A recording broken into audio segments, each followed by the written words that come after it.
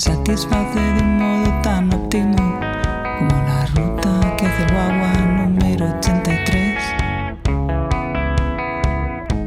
Porque veo el sol, cayó oblicuo en la M30, la gente ya se ha vestido de acelga. Porque veo el sol y escucho reggaetón, reggaetón comercial, reggaetón comercial.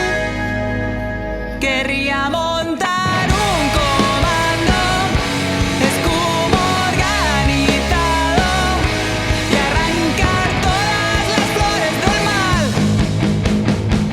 Antes que ciudadana soy hermana. Autodefensa con katana.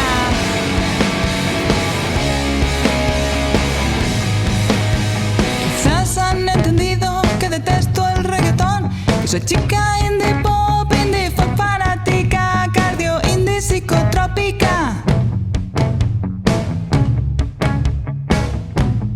Bueno, mira, no, yo escucho reggaetón, no es que solo lo baile en la disco sin prestar atención. Mira, no, yo escucho reggaetón, reggaetón comercial, reggaetón comercial.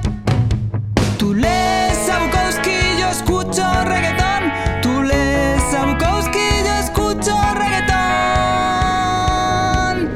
Yo no soy fan, otra fan más de LOL, de LOL.